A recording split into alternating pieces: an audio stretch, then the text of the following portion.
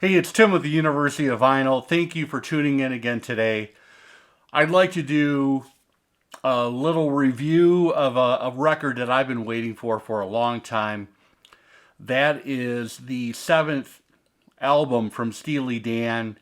It's been given the deluxe UHQR treatment from Analogue Productions.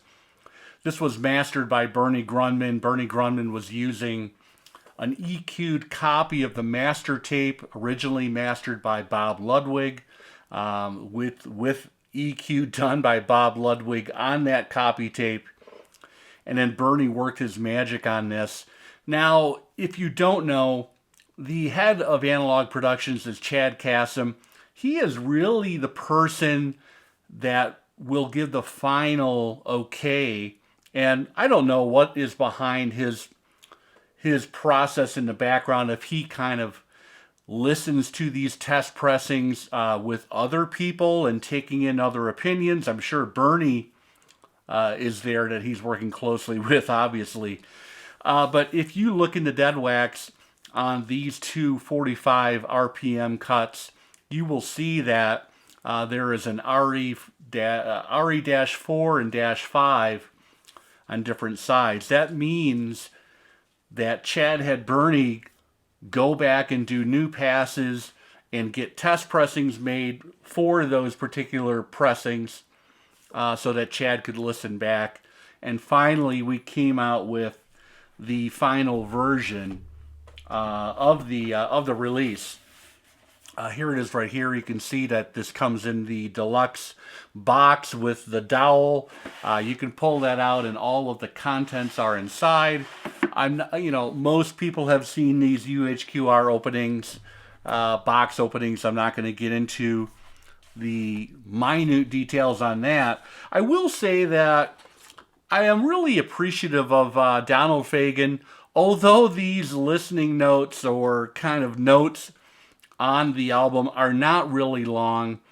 If you really want to go in depth, go back to the original remastered CDs that came out in 99, 2000.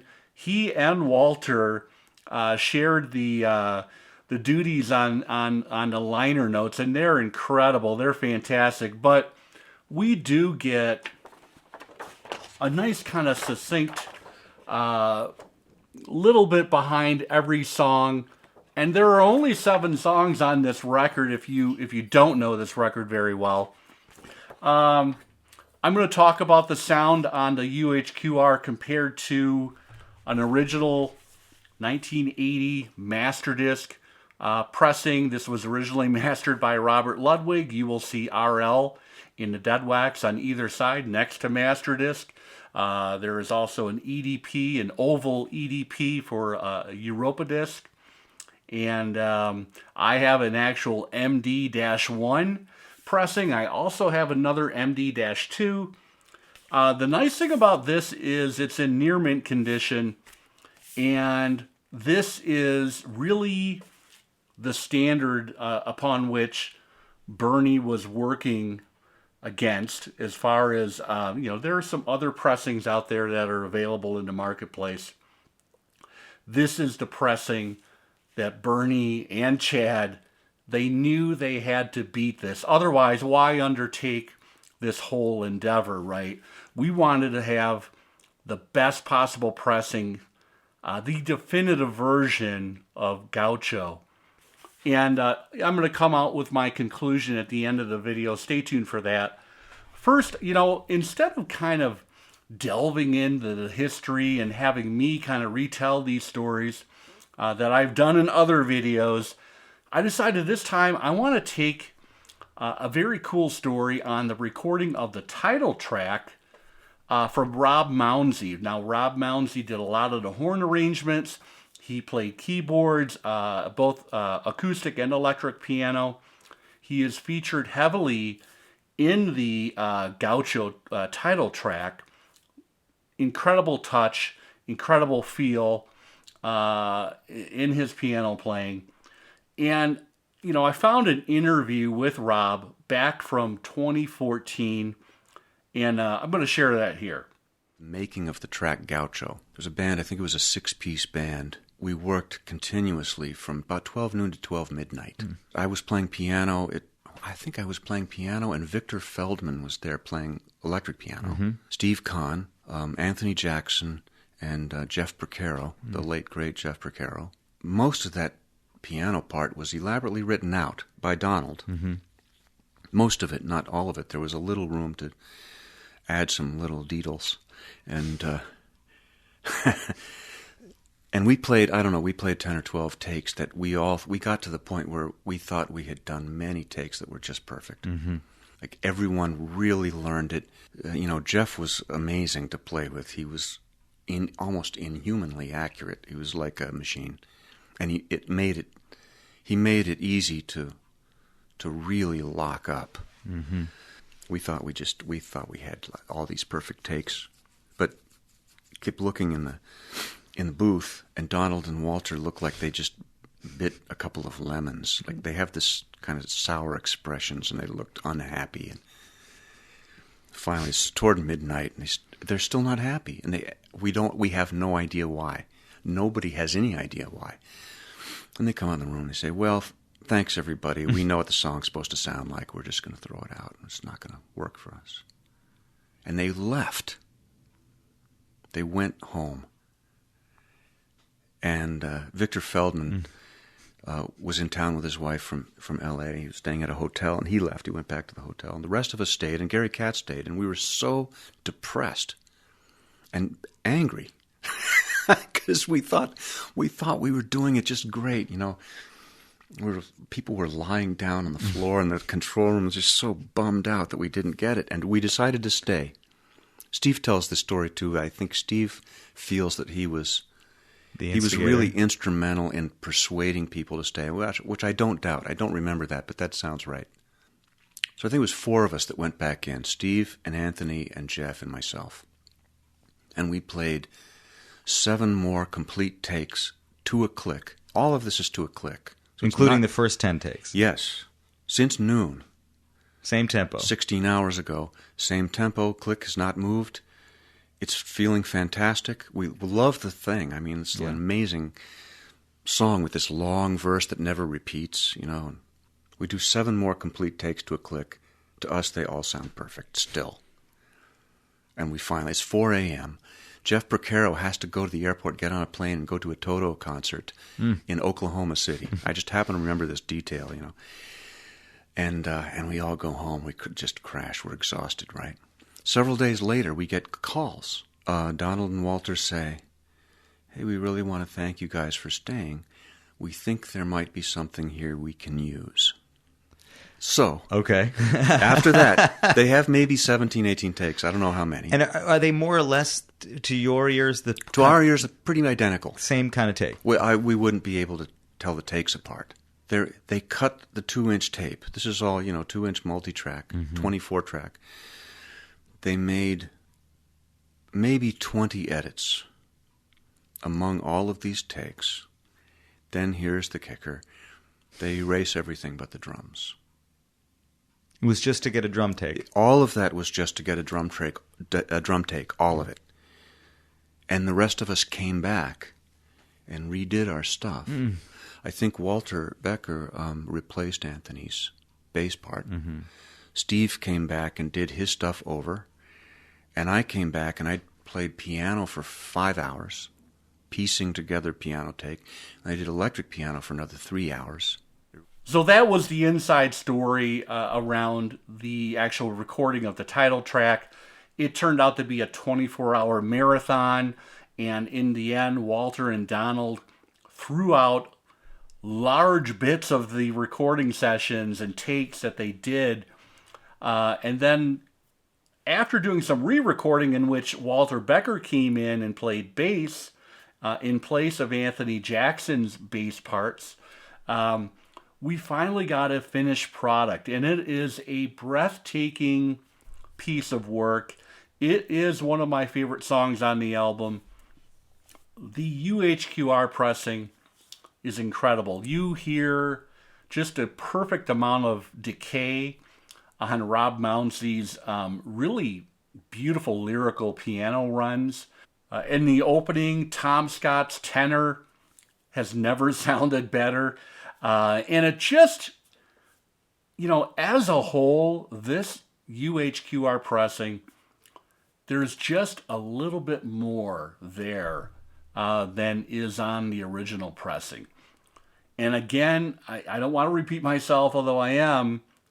That original pressing was and is a breathtaking listen. I only have a couple quibbles on that original pressing, and it's during Babylon Sisters. We'll talk about that in a moment. But if you heard those stories, it turns out that Walter and Donald, they are all about the groove, and probably the most important thing to any of the songs that they composed is getting the right drum beat down, the heartbeat of a song. In this case, they relied on Jeff Porcaro, and it is an incredible beat that Porcaro has on this song. And it's kind of just behind the beat with a little bit of shuffle that he probably learned from masters like Bernard Purdie, who is heavily featured on Babylon Sisters. Oh, and by the way, Walter Becker's bass line is sumptuous. With the UHQR pressing, there is zero sibilance, no hint of sibilance, very clear, very present. The girls are singing Babylon Sisters, Shake It, and it is glorious. It is just a fantastic listen. I also checked that song because it's on this MCA Gold audiophile edition that was kind of a greatest hits comp, and Babylon Sisters is on side 1. The UHQR version of Babylon Sisters is the best I've ever heard.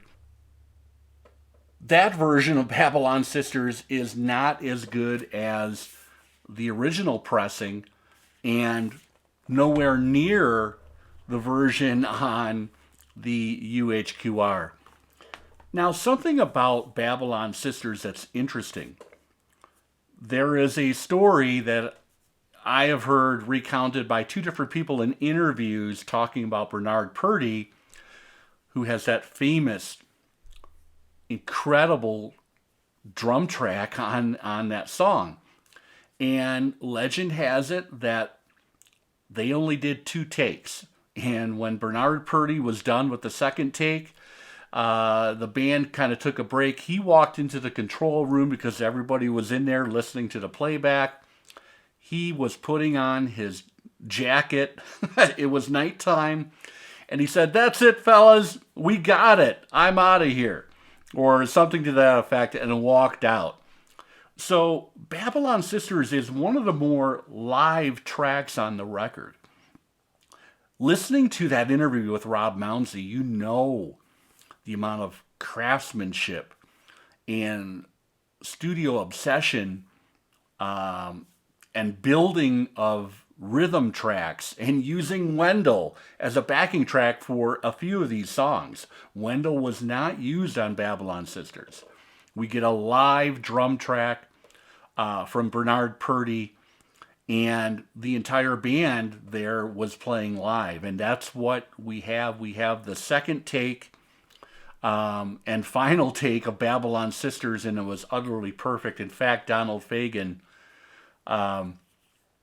hearing the playback, kind of shrugged his shoulders and said, "It's perfect." So that's a very special song, an incredible song to lead off this record, and something that kind of escapes, I think, the criticism out there on this record that it was just polished to too high of a sheen as far as the production values are concerned. So take a listen to Babylon Sisters. It is an incredible presentation here, and just is a definitive listen. And I can basically say the same thing about all of these tracks, regardless of how much they were constructed and layered and pieced together into a final mix, a final product. They're all fantastic. Let's talk about Time Out of Mind, which is on the third side, second record, side one. We have Gaucho and Time Out of Mind. This is how they broke up the songs, by the way. And I've kind of been a stickler in the past about 45. We're breaking up the flow of the record that we have on the original 33 RPM. For us to get this kind of a quality listen, it's worth it. It's not a big deal to get up after a couple songs and flip the record. You will notice that on the second side, on the first record, we get an incredible presentation of one of the masterpieces in the Steely Dan canon. That is Glamour Profession. And I am telling you, this song was worked up to a high production sheen. The basic tracking of Glamour Profession, they used Wendell for that. And you can really tell there's a propulsive, almost machine-like, incredibly precise drum track on that song.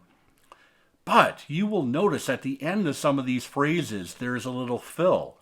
And that's where Steve Gadd comes into play, and he is credited as the drummer. But he only played the fills on that track. Everything else, the backbeat, the heartbeat of the song is all thanks to Wendell. Now, one of my favorite parts of Glamour Profession is the guitar soloing from Steve Kahn. Now, Steve Kahn, I think he played on 5 out of the 7 tracks on the record.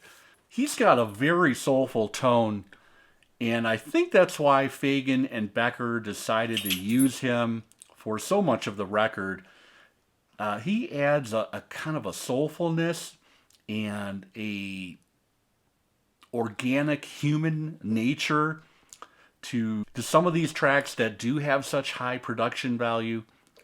It's a really nice contrast, especially on Glamour Profession, to hear that soulful phrasing and it just great tone, a little bit of kind of blues based, and definitely blues jazzy as well. And that makes sense because 2 of Steve Kahn's greatest inspirations and heroes were Wes Montgomery and Kenny Burrell, and you can hear that for sure in that track. So Glamour Profession, 7 minutes and 29 seconds long, the longest track on the record. The second song on the second record, side 1, Time Out of Mind.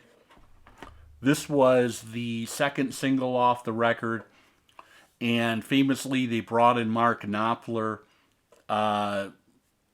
Speaking of guitar tone, very subtle, very nuanced, and Donald and Walter had heard the self-titled Steely Dan record with Sultans of Swing, etc., and they said, let's get him in there. And there are interviews with Knopfler that he wasn't used to working the way that Donald and Walter worked.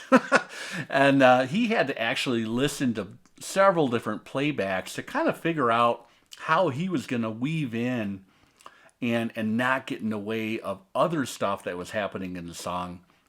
And he did a fine job. It's a very cool,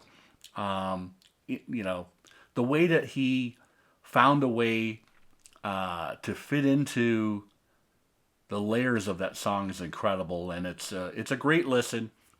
Now, we also get another live drum player, a backing track here, and that is the great Rick Marotta.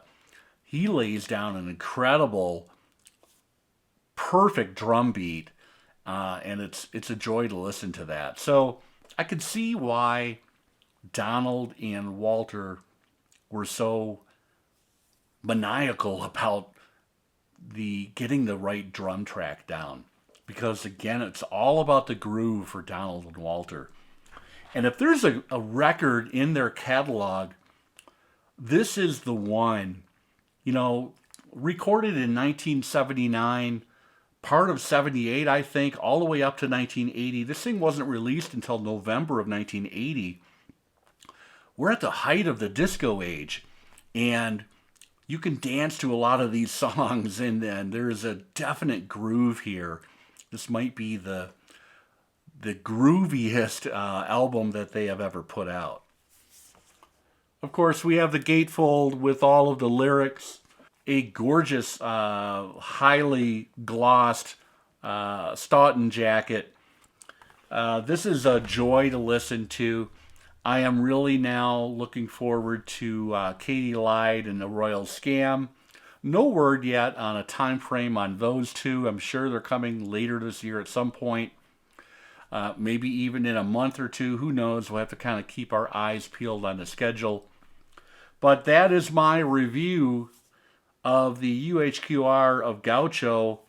This is, I can say unequivocal, I can say with full confidence, highly recommended. This is the definitive way to listen to this album.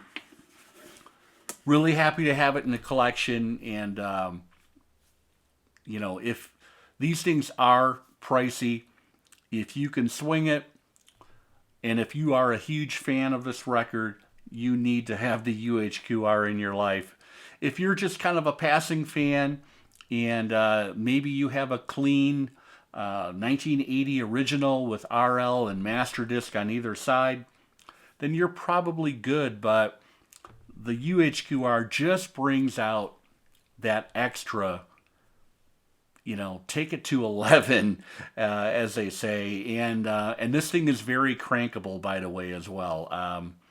You don't lose anything as far as going up in volume. And some of these songs you want to hear in glorious holographic sound, and you're getting that with the UHQR. Take care, everybody. Be back soon.